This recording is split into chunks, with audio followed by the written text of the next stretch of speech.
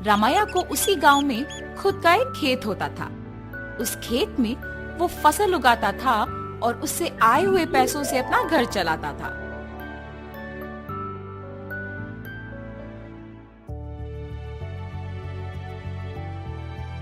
हमेशा की तरह इस साल भी फसल तो मैंने उगा दिया।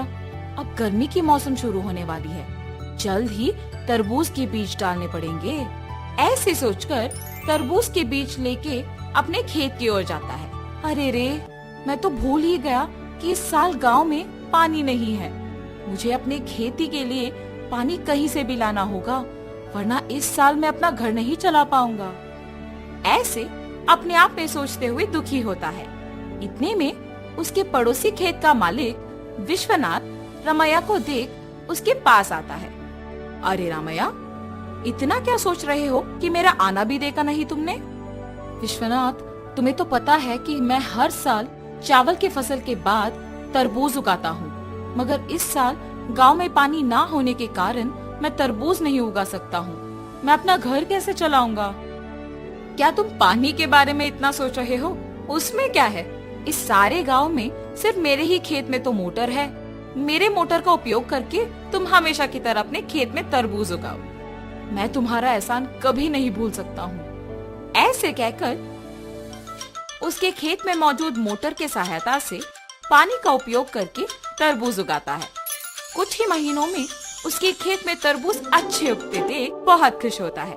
हर साल से ज्यादा तो इस साल तरबूज उगे हैं, इनको बेचूंगा तो बहुत सारे पैसे मिलेंगे। ऐसे सोचकर सारे तरबूजों को बेचने दुकान जाता है।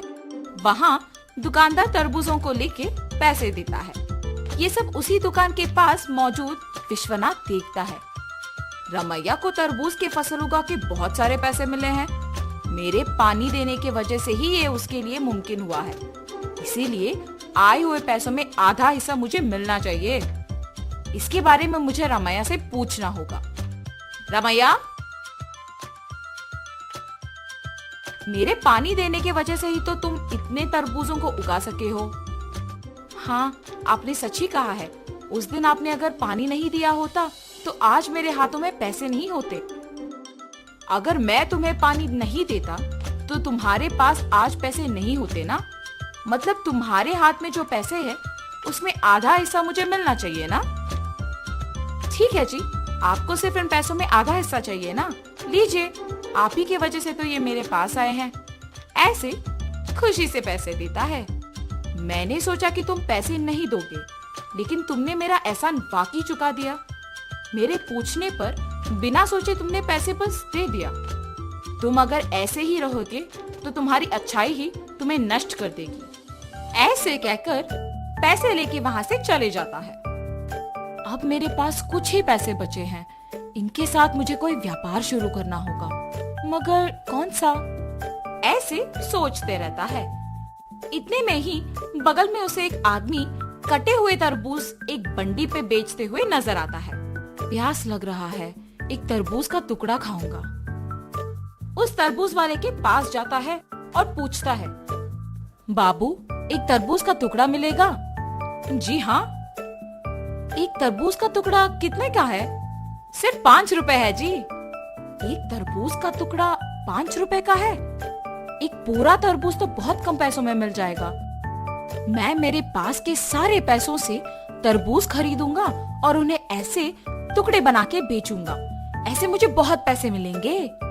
तुरंत उसको पैसे देके उसके पास के सारे तरबूज लेके जाता है। उन तरबूजों को एक बंडी के ऊपर रख के उन्हें अच्छे टुकड़ों में काट के बेचने लगता है। ऐसे उसका व्यापार बहुत अच्छा चलता है। हर रोज की तरह एक दिन वो जब तरबूज बेच रहा था, आप सबको पता है कि इस गांव में कुछ दिनों से चोरी हो रही है। जो भी इन चोरों को पकड़ के जमींदार जी के हवाले करेगा, उनको जमींदार जी अभिनंदन करके तोहफा देंगे। उस विज्ञापन को रामैया सुनता है। उस दिन दोपहर को 4 आदमी उसके पास आते हैं। बाबू, हमें 4 तरबूज के टुकड़े दो ना। बाबू, आपको इस गांव में मैं कभी नहीं देखा। गांव में नए आए हो क्या? हाँ जी। किसके घर में रह रहे हो बाबू? पास में जान पहचान के लोग हैं तो उन्हीं के घर में है। इतने में रमैया को सुबह का विज्ञापन याद आता है। वो लोग भी हिचकिचाते हुए उसको पैसे देके जल्दबाजी में वहाँ से निकल जाते हैं। मुझे इन लोगों को देख के लग रहा है कि यही वो चोर हो सकते हैं। इनका पीछा करूंगा तो सच पता चल जाएगा, मेरा शक भी चला जाएगा। ये फैसला करके उनका पीछा करता है। उन लोगों को एक घर में घुसते हुए देखता है। खिड़की में से उन लोगों को देखते रहता है। हम लोगों पे शक आए इससे पहले हमें जमींदार के घर में चोरी करके इस गांव से बाहर निकलना होगा। मेरे सोच के अनुसार ये लोग तो चोर ही निकले हैं। तुरंत मुझे ये जमींदार को बताना होगा, वरना आज जो चोरी होगा उसका कारण तो मैं ही बन जाऊंगा। तुरंत वो वहाँ से जमींदार के पास जाता है। जमींदार साहब, जमींदार साहब। अरे क्या हुआ रामैया, यहाँ आए हो? इस गांव में हो रही चोरियों के पीछे जो लोग हैं वो मुझे पता है, यही बताने आपके पास आया हूँ मैं। इतना ही नहीं, मैं उन्हें ये कहते हुए सुना कि वो आज आपके घर में चोरी करने वाले हैं, इसीलिए तुरंत आपके पास आया हूँ। ऐसे सब कुछ जमींदार को बताता है। क्या तुम्हें पता है कि वो लोग कहाँ हैं? जी साहब, पता है। सेवकों, तुम लोग अब रामैया के साथ जाके उन चोरों को पकड़ के मेरे पास लाओ। जी प्रभु।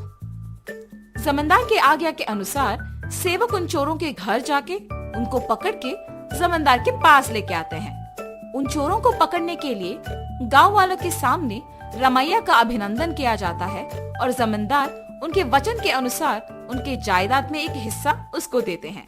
तुम्हारे अच्छाई की वजह से ही तुम उनके जायदाद में एक हिस्सा पाए हो।